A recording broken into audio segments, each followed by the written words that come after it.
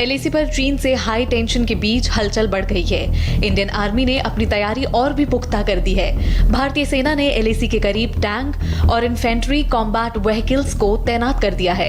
LAC पर पूर्वी लद्दाख के चुमार डेप्सांग में इंडियन आर्मी टैंक रेजिमेंट और इन्फेंट्री कॉम्बैट व्हीकल्स की हलचल तेज हो गई है। अभी हाल ही में एलएसी पर राफेल ने अपनी ताकत दिखाई थी और अब T-72 जैसे टैंक अपनी ताकत दिखा रहे हैं।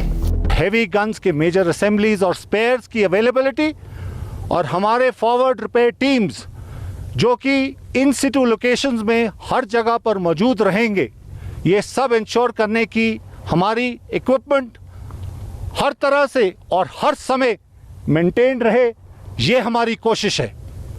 इसके साथ साथ क्रू की ट्रेनिंग और क्रू ड्रिल्स की रेडीनेस तो चलती ही रहेगी। आने वाला मौसम कठिन और सख्त क्यों ना हो, हमारा हर एक सोल्जर और इक्विपमेंट वेल प्रिपेयर्ड है। एलएसी पर टेंट में सैनिकों के लिए गर्म कपड़े और अंगीठी की भी व्यवस्था की गई है। संदेश साफ है कि इस बार की सर्दियों में कोई ढिलाई नहीं होगी। प्रधानमंत्री नरेंद्र मोदी ने आज एक बार फिर मन की बात कार्यक्रम में कृषि सुधार पर बात की और कुछ किसानों के अनुभव भी साझा किए। उन्होंने कहा कि एपीएमसी एक्ट से बाहर होने के बाद फल और सब्जियां उगाने वाले किसानों को खासा फायदा हुआ है। पीएम मोदी ने गुजरात, उत्तर प्रदेश के किसानों का उदाहरण दिया। पीएम मोदी ने कहा कि कोरोना वायरस संक्रमण के कठिन दौर में कृषि क्षेत्र और देश के किसानों ने फिर अपना दमखम दिखाया है। हरियाणा के सोनीपत जिले के हमारे एक किसान भाई रहते हैं, उनका नाम है श्री कंवर चौहान।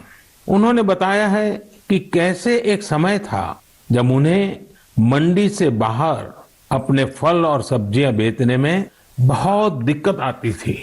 अगर वो मंडी से बाहर अपने फल और सब्जियां बेचते थे तो कई बार उनके फल, सब्जी और गाड़ियां तक जब्त हो जाती थी।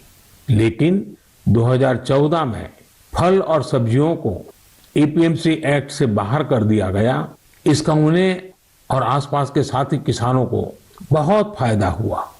4 साल पहले उन्होंने अपने गांव के साथी किसानों के साथ मिलकर एक किसान उत्पादक समूह की स्थापना की।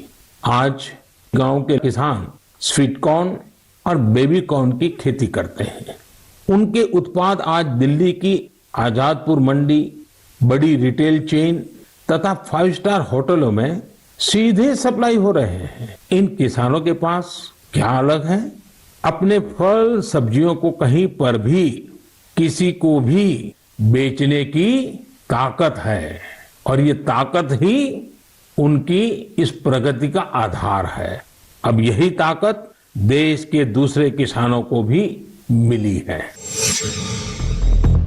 महाराष्ट्र के पूर्व मुख्यमंत्री देवेंद्र फडणवीस और शिवसेना नेता संजय राउत की मुलाकात के बाद महाराष्ट्र में सियासी अटकलों का बाजार गर्म हो गया है। महाराष्ट्र की सियासत में सियासी उलटफेर के संकेत दिख रहे हैं, तो ये सवाल भी उठने लगा है कि क्या दो पुराने दोस्त एक बार फिर एक होने वाले हैं। मुंबई के ग्रैंड हयात होटल में फडणवीस और संजय राउत के बीच करीब 2 घंटे तक मीटिंग हुई।